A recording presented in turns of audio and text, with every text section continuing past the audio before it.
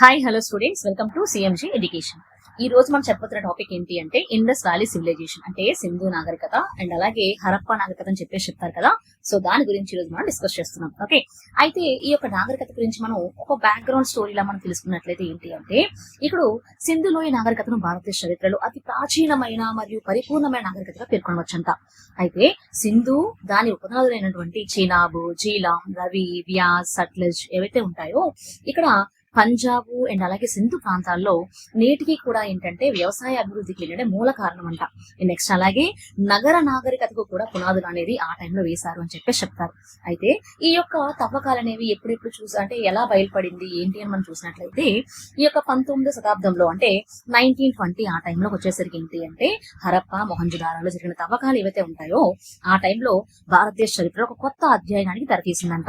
అయితే ఏంటో చూసినట్లయితే హరప్పా నాగరికతను గురించి తెలుసుకునేందుకు 1920లో ప్రారంభించిన పరిశోధన ఇప్పటికీ కూడా కొనసాగడమే కాకుండా ఇంకా ఎన్నో కొత్త విషయాలు వెలుగులోకి తెస్తుందన్నమాట. అయితే దీని యొక్క విస్తీర్ణము ఏ విధంగా ఉంటుంది, ఎక్కడి నుంచి ఉన్నాయి, ఏ స్టేట్స్ అంటే మనకి ఏ కంట్రీస్ లో ప్రెసెంట్ కంట్రీస్ లో ఉంది అని మనం చూసినట్లయితే ఆఫ్ఘనిస్తాన్ లో కొన్ని ప్రాంతాలు అనేవి ఉన్నాయి. నెక్స్ట్ అలాగే పాకిస్తాన్ లో చూసామనుకోండి, పాకిస్తాన్ లో పంజాబ్ కానీ సింధు, బెలూచిస్తాను, నెక్స్ట్ అలాగే మనం చూసినట్లయితే ఉత్తర పశ్చిమ సరిహద్దు ప్రాంతాలు ఏవైతే ఉంటాయో అవి కూడాను. నెక్స్ట్ అలాగే భారతదేశంలోని జమ్మూ గానీ, హర్యానా, రాజస్థాన్, గుజరాత్, నెక్స్ట్ అలాగే ఈ యొక్క వెస్ట్రన్ యూపీ అని చెప్పేసి చెప్తాం కదా. సో ఇటువంటి ప్రాంతాలన్నింటిలో కూడా మనకి ఏంటి అంటే అప్పటి యొక్క ఈ యొక్క హరప్పా మొహంజదారో ఇవి ఏవైతే ఉంటాయో అవన్నీ కూడా మనకి ఏంటంటే ఆ యొక్క తవ్వకాలు అనేవి ఇప్పటికీ కూడా కొనసాగుతూనే ఉన్నాయని చెప్పేసి చెప్తాం.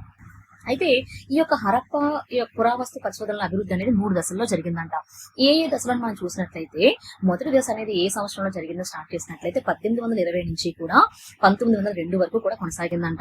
నెక్స్ట్ అలాగే రెండవ దశ వచ్చేసరికి ఏంటి అంటే 1902 నుంచి కూడాను 1944 వరకు జరిగింది. నెక్స్ట్ అలాగే మూడో దశ వచ్చేసరికి ఏంటి అంటే 1944 నుంచి కూడా జరిగిందని చెప్పేసి చెప్తున్నాం. అయితే మొదటి దశ అని చెప్పేసి చెప్తున్నాం కదా, 1820 నుంచి కూడా 1902 వరకు కూడా మనకి అసలు ఏం జరిగింది, దీన్ని ఏ విధంగా బయటకు తీసుకొచ్చారు, ఎవరెవరు దీంట్లో పార్టిసిపేట్ చేశారని మనం చూసినట్లయితే ఈ యొక్క మొదటి దశ అనేది 19వ శతాబ్దంలో ప్రారంభమైందంట. ఆ టైంలో ఎవరు అంటే చార్లెస్ మెసోన్ అనే ఒక ఈస్ట్ ఇండియా కంపెనీ సైన్యంలో ఒక సైనికుడిగా పనిచేసేవారు. అతను ఏంటి అంటే 1820 ఆ టైంలోకి వచ్చేసరికి పంజాబ్ లోని హరప్పా అటువంటి ప్రాంతాల్లో అతను పర్యటన చేస్తూ ఉంటుండగా అతను ఏంటి అంటే అతనికి అక్కడ ఒక పెద్ద పెద్ద ఇటుకలతో నిర్మించబడినటువంటి ఒక భవనాల శిథిలాలు అవన్నీ కనిపించాయంట. అయితే కొంతకాలం తర్వాత ఇక్కడ అతనితో పాటు తర్వాత ఇంకెవరైతే ఉంటారో అక్కడ లెఫ్టినెంట్ గవర్నర్ ఎవరైతే ఉంటారో అలెగ్జాండర్ బర్న్ అనే అతను కూడా ఏంటి అంటే అదే ప్రాంతంలో సుమారుగా ఏంటంటే ఒక 3 మైళ్ళ పరివర్తనలో ఏంటి అంటే హరప్పా శిథిలాలు అనేవి కూడా పెద్ద పెద్ద ఇటుకలు కనిపించాయని చెప్పేసి అతను కూడా పేర్కొన్నారు.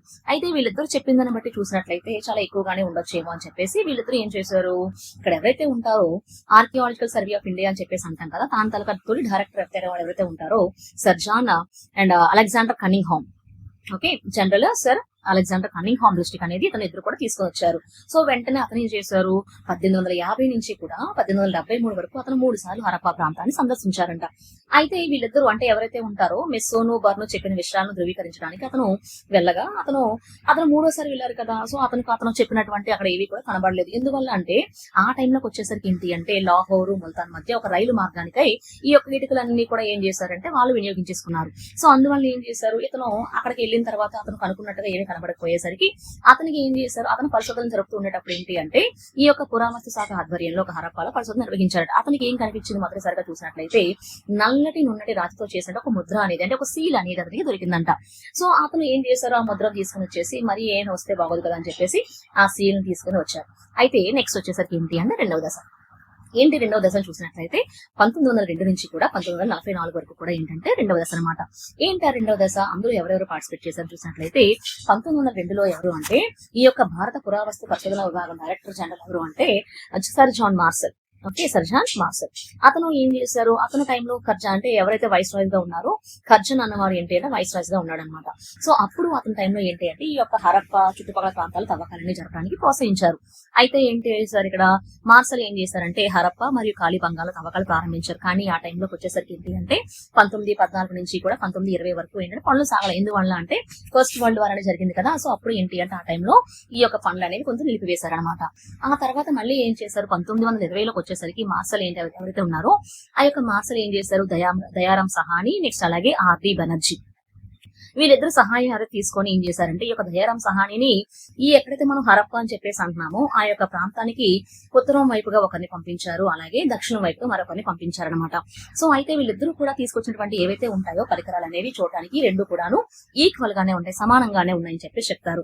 సో అయితే ఇక్కడ ఏమంటున్నాడు అంటే వీళ్ళిద్దరూ తెచ్చిన వాటిని చూసుకొని వాళ్ళ హరప్ప మొహంజుదారో అని చెప్పేసి అంటున్నారు కదా. సో ఇక్కడ వీళ్ళు తెచ్చిన ఏవైతే ఉంటాయో ముద్రలు ఏవైతే ఉంటాయో ఒకదానితో ఒకటి పోలి ఉండడం చూసి ఒకే చారిత్రకు నాగరికతకు చెందినవై ఉంటాయని చెప్పేసి వాళ్ళు నిర్ణయించుకున్నారు అనమాట. అప్పుడు ఏంటి అంటే 1926 నుంచి 27 వరకు కూడా సర్ జాన్ మార్సెల్ ఏం చేశారంటే తన భారతీయ ప్రతినిధులైనటువంటి ఎవరైతే ఉంటారో ఎంఎస్ వాట్సన్ గాని కేఎన్ దీక్షిత్ గాని వాళ్ళ యొక్క సహాయంతో మళ్ళీ ఏం చేశారు అంటే మొహంజుదారోలో మళ్ళీ ఇంకా ఏంటంటే వందలాది మందిని పరివాళ్ళకు పెట్టేసి తవ్వకాలు అనేది ఎక్కువగా జరిపించారు. ఆ తర్వాత వచ్చేసరికి ఏంటి అంటే మూడవ దశ. ఈ యొక్క మూడవ దశలో ఏంటి అంటే ఈ యొక్క తవ్వకాలలో కూడాను ఎలా పడితే అలా తవ్వకుండాను శాస్త్రీయ పద్ధతిని ప్రవేశపెట్టారంట. ఎవరో ప్రవేశపెట్టిన వారిని చూసినట్లయితే మోర్టిమర్ వీలర్. ఓకేనా, మోర్టిమర్ వీలర్ అనే వాళ్ళు ఏంటి అంటే అసలు ఏ విధంగా తవ్వాలి, ఓకేనా, అక్కడ ఉన్న వాటిని చిరిగిపోకుండా శిథిలాలు ఏవైతే ఉంటాయో జాగ్రత్తగా వెలికి తీయడం గురించి ఏంటి అంటే శాస్త్రీయ పద్ధతిని ప్రవేశపెట్టారనమాట మోర్టిమర్ వీలర్. సో ఇలాగా ఏంటి అంటే ఒకరి తర్వాత ఒకరుగా ఏంటి అంటే ఈ యొక్క తవ్వకాలు అనేవి ముమ్మరం చేశారు. అయితే ఇక్కడ మనకు వచ్చేసరికి ఏంటి అంటే ఏ విధంగా సపోజ్ ఏంటి ఆ యొక్క నాగరికత టైంలో వచ్చేసరికి ఏంటి అంటే వ్యవసాయంలో ఫస్ట్ వ్యవసాయం కానీ పరిశ్రమలు కానీ నాగరికత కానీ పట్టణాభివృద్ధి కానీ ఇలాగా వాణిజ్యాలు కానీ ఏ విధంగా ఉన్నాయో అన్ని చూసినట్లయితే వ్యవసాయంలో గుర్తించదగ్గ అభివృద్ధి ఏంటంటే మొదటి సారూప్యత. అంటే ఎద్దులను వ్యవసాయానికి అలాగే బండ్లు లాగడానికి ఎక్కువగా వాడేవాళ్ళు. కొన్ని ప్రాంతాల్లో నాగలి చాళ్ళు కూడా కనుగొన్నారంట. అలాగే కాళీబంగన్, రెహమానో, తెరి అటువంటి ప్లేసెస్ లో ఏంటి అంటే బార్లీ మరియు గోధుమలు కనుక్కున్నారు. అవి ఎలా అంటే రబీ పంటలుగా పండించే వాళ్ళంట. నెక్స్ట్ అలాగే జొన్నలు అనేవి ఏంటి అంటే ఖరీఫ్ పంటలుగా పండించేవారని చెప్పేసి చెప్తున్నారు. ఈ యొక్క కాళీబంగన్లోకి వచ్చేసరికి ఏంటి అంటే తందూరి పొయ్యిలు కూడా కనుగొన్నారని చెప్పేసి చెప్తున్నారు. ఇందులో ముఖ్యంగా చూసుకున్నట్లయితే ఏంటి అంటే చక్రం అనేది నిలువుగా వాడటం మరొక ముఖ్య ఘటన అంట. నెక్స్ట్ అలాగే పాత్రల తయారీలో చేతి వృత్తులలో చాలా చాలా ముఖ్యమైనదంట. నెక్స్ట్ అలాగే కుమ్మరి చక్రంతో చేసిన పాత్రలు, నెక్స్ట్ అలాగే ఈ యొక్క మూడు సంస్కృతులు ఏవైతే మనం చెప్తున్నామో అన్నిటికీ కూడా చాలా ముఖ్యమైనదని చెప్పేసి చెప్తున్నారు. నెక్స్ట్ అలాగే ఇవి కార్టీజీ ప్రాంతంలో ఏవైతే ఉంటాయో ఉత్తర సింధు గల రోహ్రీ, సుప్పూరు కొండల నుంచి ఏంటి అంటే చెకుముకి రాళ్లతో తయారు చేసేవాళ్ళు. ఇక్కడ ఏవైతే మనకి రాతితో చేసే పరికరాలు ఉంటాయి కదా ఆ యొక్క చెకుముకి రాళ్లతో తెచ్చేసి ఇవన్నీ కూడా వాళ్ళు తయారు చేస్తూ ఉండేవారంట. అలాగే నెక్స్ట్ ఇంకా చూసినట్లయితే పంజాబ్ లో కానీ కాళీబంగంలో కానీ ఇటుకల వాడకం అనేది చాలా ఎక్కువగా వాడేవాళ్ళట. సపోజ్ కాళీబంగంలో అనుకోండి కాల్చిన ఇటుకలు అనేవి ఎక్కువగా వాడుతూ ఉండేవాళ్ళు.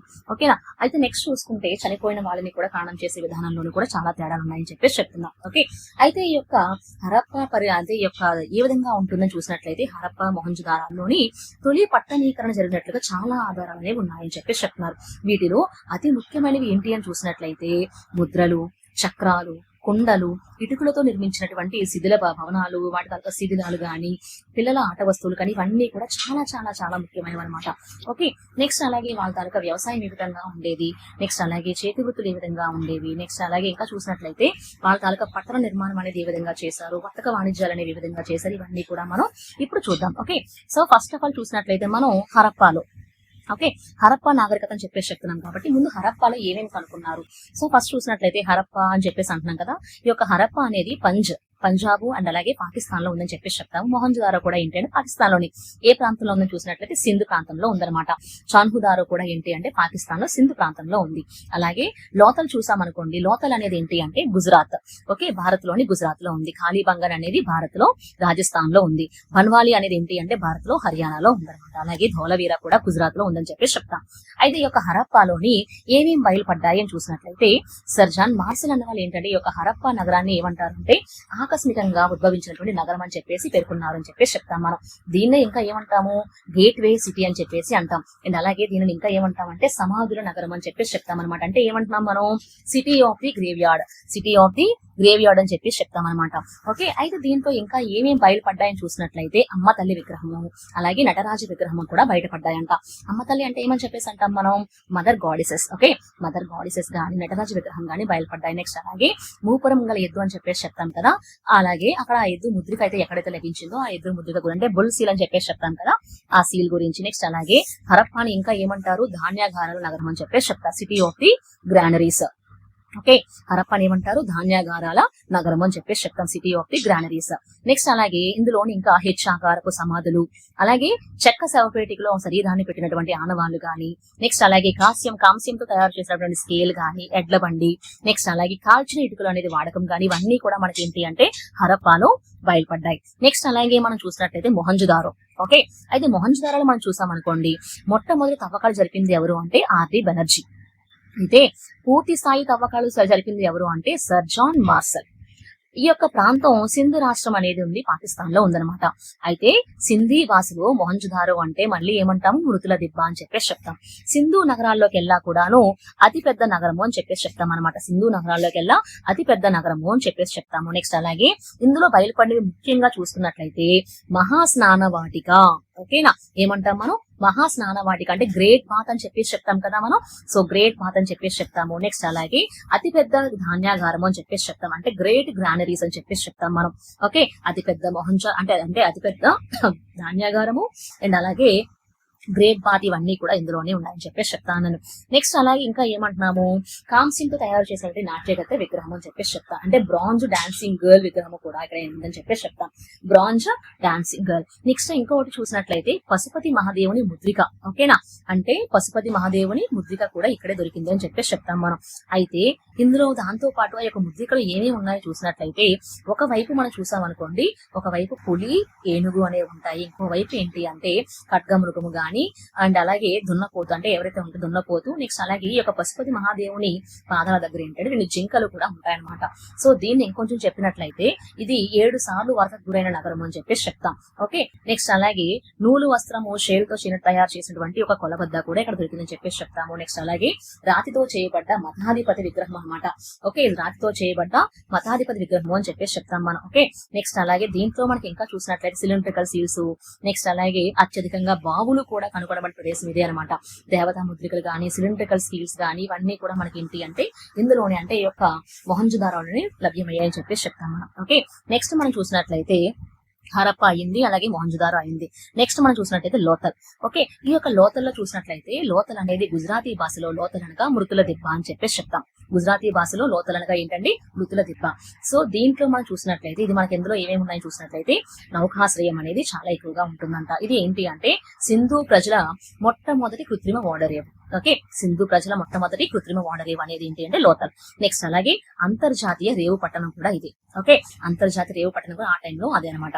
ప్రపంచంలోనే మొట్టమొదటి టైడల్ పోర్టు అండ్ అలాగే ఓడలు ఆగడానికి ఒక డాక్ యార్డ్ కూడా ఏంటి అంటే లోతల్లోనే ఉందని చెప్పేసి చెప్తాం.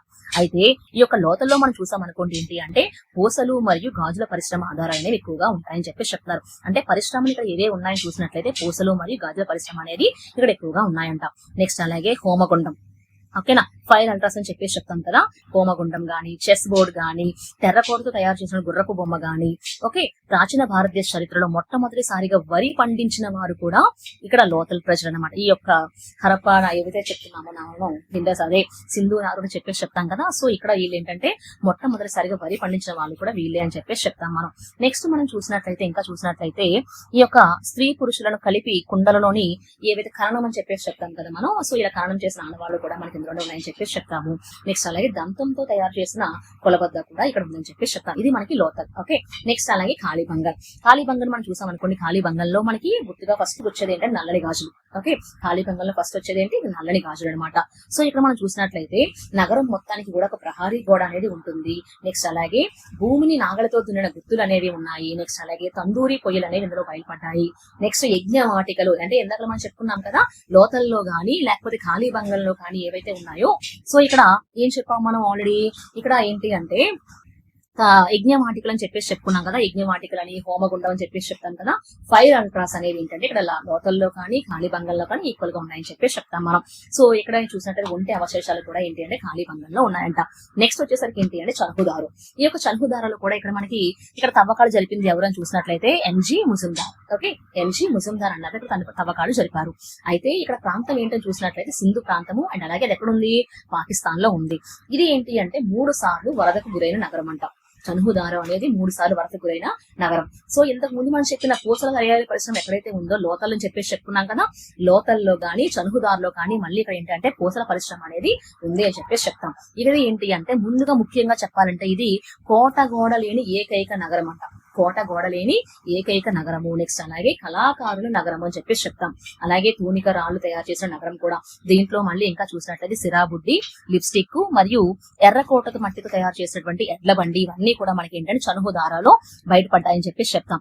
సో నెక్స్ట్ మనం చూసినట్లయితే బన్వాలి. ఓకే, బన్వాలి గాని, ధోలవీర గాని, ఆమ్రి, రోపర్, సర్కోటాడ, రాఖీగరి ఇలా ఉన్నాయి కదా మనకి. ఇక్కడ ఏ ఏ ప్రాంతాలు ఏవేమి ఉన్నాయో మనం చూద్దాం. బన్వాలి అనుకోండి మురుగు నీటి పారుదల లేని ఏకైక నగరము. ఓకే, మనం ఇప్పుడు డ్రైనేజ్ సిస్టమ్ అని చెప్పేసి చెప్తాం కదా. సో ఈ యొక్క డ్రైనేజ్ సిస్టమ్ అనేది ఎక్కడ లేదు అని మనం చూసినట్లయితే బన్వాలీలో మురుగు నీటి పారుదల లేని ఏకైక నగరం అనమాట. నెక్స్ట్ అలాగే టెర్రకోట మట్టితో చేసిన నాగలి బొమ్మ అనేది కూడా ఏంటి అంటే ఇక్కడ బన్వాలీలోనే ఉంది. నెక్స్ట్ అలాగే బన్వాలీలో బార్లీ పంటను పండించిన ఆనవాళ్లు కూడా ఉన్నాయి. నెక్స్ట్ అలాగే అక్కడ పులి ముద్రిక కూడా దొరికిందని చెప్పేసి చెప్తాం. నెక్స్ట్ అలాగే ధోలవీర. ఈ యొక్క ధోలవీర వచ్చేసరికి ఏంటి అంటే ఇందులోని షాపింగ్ కాంప్లెక్స్ అనేది ఉంటుంది. నెక్స్ట్ అలాగే పెద్ద స్టేడియంస్ ఏవైతే ఉంటాయో స్టేడియం గానీ, నెక్స్ట్ అలాగే ఈ యొక్క సిల్వర్ ఐటమ్స్ ఏవైతే ఉంటాయో సపోజ్ ఏంటి అంటే మనం వెండి అని చెప్పేసి చెప్తాం కదా, ఆ ఆనవాళ్ళు. నెక్స్ట్ అలాగే హరప్ప ముద్రికలు కానీ ఇవన్నీ కూడా మనకి ధోలవీరలోని మనకి ఏంటంటే దొరికాయి. అలాగే ఈ యొక్క ధోలవీరాని ఏంటి అంటే యునెస్కో వరల్డ్ హెరిటేజ్ సైట్ గా మనకి ఏంటి అంటే 2021 లోనే గుర్తించడం అనేది జరిగిందనమాట. ఓకేనా. సో అది మనకి ఏంటి అంటే ధోలవీర గురించి. ధోలవీర అనేది యునెస్కో వరల్డ్ హెరిటేజ్ సైట్స్ ఏవైతే ఉంటాయి వాటిలోని 2021 గుర్తించారని చెప్పేసి చెప్తాం మనం. ఓకే, సో అది మనం చూసినటువంటి ధోలవీర. నెక్స్ట్ అలాగే ఆమ్రి చూసుకున్నాం అనుకోండి. ఆమ్రి అనేది ఏంటి అంటే మూపురం ఉన్న ఎద్దు ముద్రిక అనేది అక్కడ లభించిందంట. సో రోపర్ అనేది మనం చూసినట్లయితే రోపర్ లో కూడా స్వాతంత్ర్యం తరువాత బయలుపడినటువంటి తొలి నగరం ఏదైనా ఉంది అంటే అది ఏంటంటే రోపర్. ఓకే, స్వాతంత్రం తరువాత బయలుపడిన నగరం ఏదైనా ఉందంటే ఏంటండి రోపర్. నెక్స్ట్ అలాగే యజమానితో పాటు కుక్కను కూడా తనతో పాటు జంతువులు పూడ్చిపెట్టేవారు కదా, ఆ యొక్క సంస్కృతి ఎక్కడ ఉంది అంటే రోపర్ లోనే కనిపిస్తుంది అనమాట. యజమానితో పాటు తన జంతువులను కూడా పూడ్చేవాళ్ళు. నెక్స్ట్ అలాగే రాఖీగర్హి. నెక్స్ట్ అలాగే రాఖీగర్హి అంటే భారతదేశంలోనే అతిపెద్ద సింధు నాగరికత గల నగరం ఏదైనా ఉంది అంటే భారతదేశంలో, ఓకే, అది రాఖీగర్హి అనమాట. ఓకే, భారతదేశంలో అతి పెద్ద సింధు నాగరికత నగరం ఏంటి అంటే రాఖీగర్హి. అండ్ అలాగే సర్కోడాడ వచ్చేసరికి ఏంటి అంటే గుర్రం అవశేషాలు అనేవి లభ్యమయ్యాయి అని చెప్పేసి చెప్తాం మనం. సో నెక్స్ట్ చూసినట్లయితే మనకి ఏంటి అంటే ఈ యొక్క ఏవైతే మనకి ప్లేసెస్ ఉంటాయో ఆ ప్లేసెస్ గురించి మనం చెప్పుకున్నాం కదా. సో ఇప్పుడు వచ్చేసరికి ఏంటి అంటే ఈ యొక్క నగర నిర్మాణం గురించి కానీ, కళా స్వరూపాలు అంటే ఆర్ట్ ఫార్మ్స్ గురించి కానీ, ఎకానమీ ఏ విధంగా ఉంటుంది, వాళ్ళ టైంలో రిలీజియస్ కండిషన్స్ ఏ విధంగా ఉంటాయి, సోషల్ సిస్టమ్ ఏ విధంగా ఉందో ఇప్పుడు మనం చూద్దాం. ఓకే, ఈ యొక్క నగర నిర్మాణం అంటే టౌన్ ప్లానింగ్ మనం చూసుకున్నాం అనుకోండి. ఇది మనకి ఏమని చెప్తున్నాము, గ్రిడ్ వ్యవస్థ అని చెప్పేసి చెప్తాం. ఓకేనా. సో అలాగే ఈ యొక్క నగర నిర్మాణాల్లో వీళ్ళు ఎక్కువగా ఏమి వాడారని చూసినట్లయితే కాల్చిన ఇటుకలు అనేవి అని చెప్పేసి అంటాం మనం. బర్న్డ్ బ్రిక్స్ అని చెప్పేసి చెప్తాం కదా. సో అంటే కాల్చిన ఇటుకలు ఎక్కువగా వాడుతూ ఉండేవారు. నెక్స్ట్ అలాగే చనుహుదారాలో ఏవైతే ఉంటుందో నగరంలోని కోట గోడ అనేది లేదు అని చెప్పేసి చెప్తాం. చనుహుదారాలోని నగరంలో కోట గోడ అనేది లేదంట.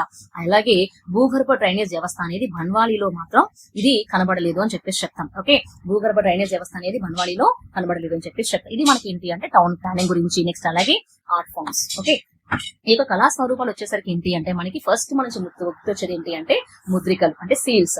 ఈ యొక్క సీల్స్ లో మనకి ఏది మొదటిగా వాడారు చూసినట్టు స్టియటైట్ అని చెప్పేసి చెప్తాం మనం. స్టియటైట్ దాంతో పాటుగా మనం చూసుకుంటే మూపురం లేని ఎద్దు బొమ్మ అనమాట. మూపురం లేని ఎద్దు బొమ్మ. ఓకే, ఆ యొక్క ముద్రికల్లో చూసినట్లయితే ఏమేమి ఉంటాయి గుర్తులను చూసినట్లయితే ఎద్దు, ఏనుగు, చేప, అలాగే ఖడ్గమృగము, అలాగే కొమ్మునున్న పులి, అలాగే మహిషము, ఇవన్నీ కూడా మనకి ఏంటి అంటే ఈ యొక్క ముద్రికల్లో కనిపిస్తాయని చెప్పేసి చెప్తాం మనం.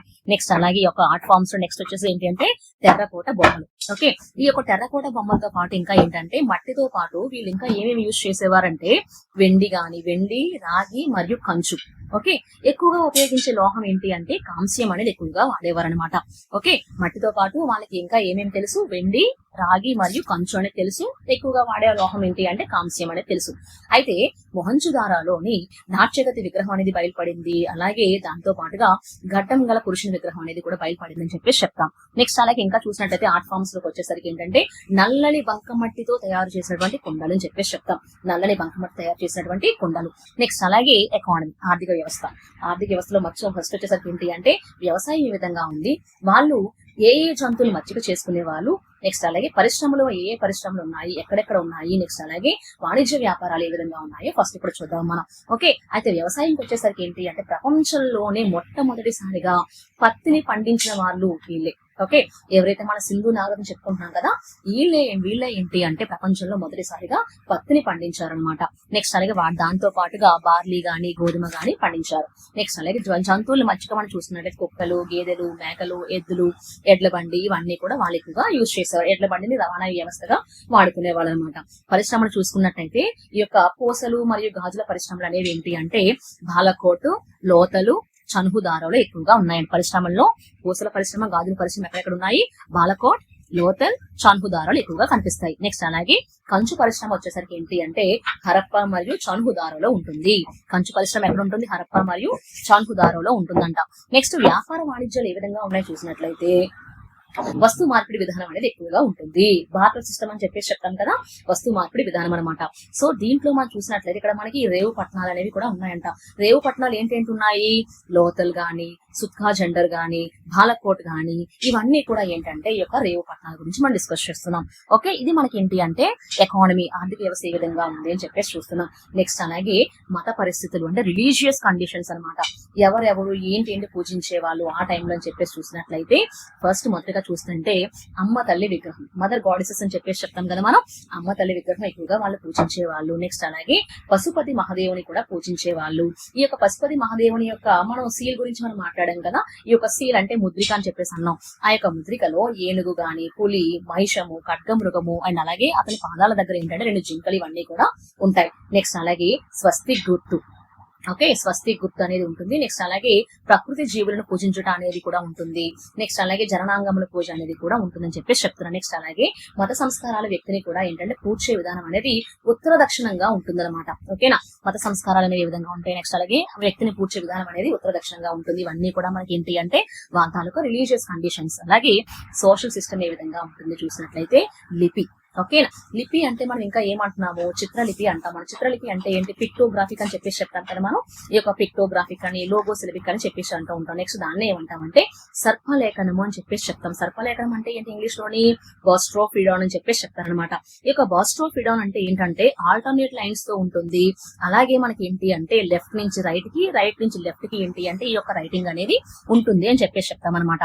సో ఇది మనకి ఏంటి అంటే బాస్ట్రోఫిడాన్. ఓకే, నెక్స్ట్ చూసుకుంటే ఇక్కడ ఇది ఎలా ఉంటుందంటే మాతృస్వామిక సమాజం అని చెప్పేసి చెప్తాం. సో నెక్స్ట్ చూసినట్లయితే ఈ యొక్క దిగుమతులు, ఎగుమతులు మనం చూసుకున్నాం అనుకోండి. ఇక్కడ మనం చూసినట్లయితే దిగుమతులు బంగారం గాని, వెండి గాని, వజ్రాలు గాని, రాగి గాని, నెక్స్ట్ కొన్ని ఏవైతే ఉంటాయో ఈ యొక్క రాక్ సిస్టమ్స్ ఏవైతే ఉంటాయో వాటిని కానీ ఇవన్నీ మనం ఎక్కడి నుంచి తీసుకొచ్చాము ఏంటి అని మనం చూసినట్లయితే సో మొదటిగా బంగారం అనేది మనం ఎక్కడ దిగుమతి చేసుకున్నాము? ఆఫ్ఘనిస్తాన్ అండ్ అలాగే కోలార్ బొగ్గుగనులు అని చెప్పేసి చెప్తాం కదా. అండ్ అలాగే ఆఫ్ఘనిస్తాన్ లోని నెక్స్ట్ అలాగే దక్షిణ భారతదేశంలో ఉన్నటువంటి కోలార్ గనుల నుంచి కూడా మనం బంగారాన్ని దిగుమతి చేసుకున్నాం. నెక్స్ట్ అలాగే వెండి వచ్చేసరికి ఆఫ్ఘనిస్తాన్ మరియు అలాగే ఇరాన్. అలాగే వజ్రాలు చూసుకున్నాం అనుకోండి. వజ్రాలు ఎక్కడ దిగుమతి చేసుకున్నాం? ఈజిప్ట్.